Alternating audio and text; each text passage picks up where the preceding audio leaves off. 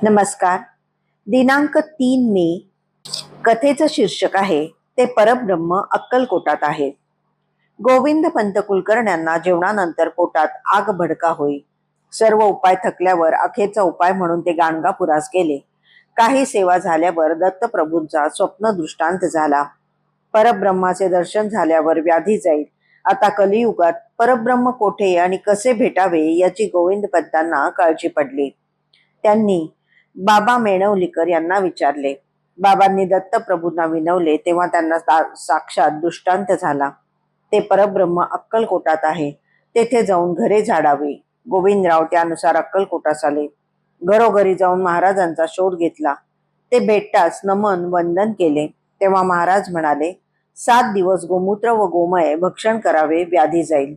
तसे करताना व्याधी निशेष बरी झाली. पुनर्जन्माची संकल्पना मान्य केल्याखेरीज मानवी आयुष्यातील अगम्य घटनांची संगती लागत नाही. काही सतत यशस्वी का होतात, काही जण केवळ अपयशाचे धनी का होतात, कित्येक जण यशाच्या शिखरावर पोहोचूनही तेथे का टिकत नाही.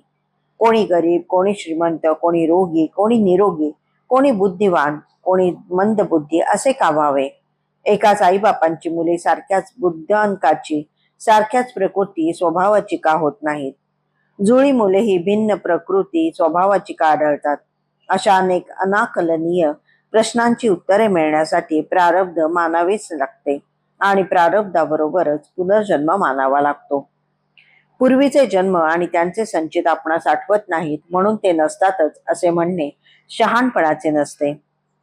संचितावर आपला अधिकार चालत नाही हे खरे, तरी पण ते संचित प्रारब्ध योगाने भोगून कमी करणे व त्यात नवी भर न घालणे हे आपल्या हातात नक्की असते. ते जमले की आपणच आपले मित्र असतो, पण न जमले तर आपणच आपले शत्रू होतो.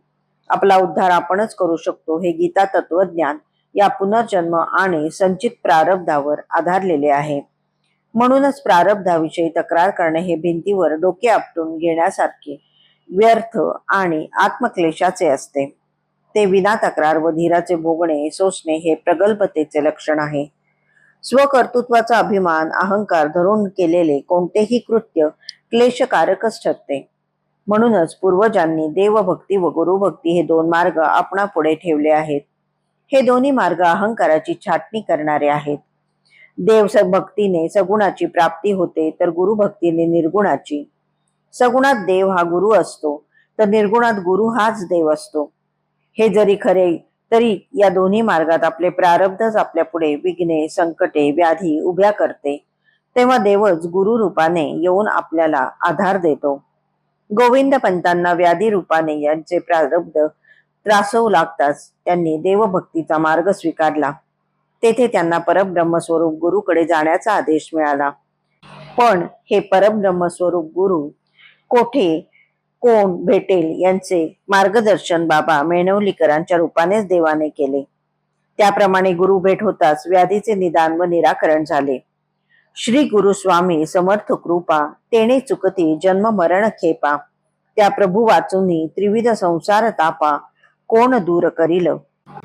असा दिलासा देणारी ही लीला आहे. धन्यवाद.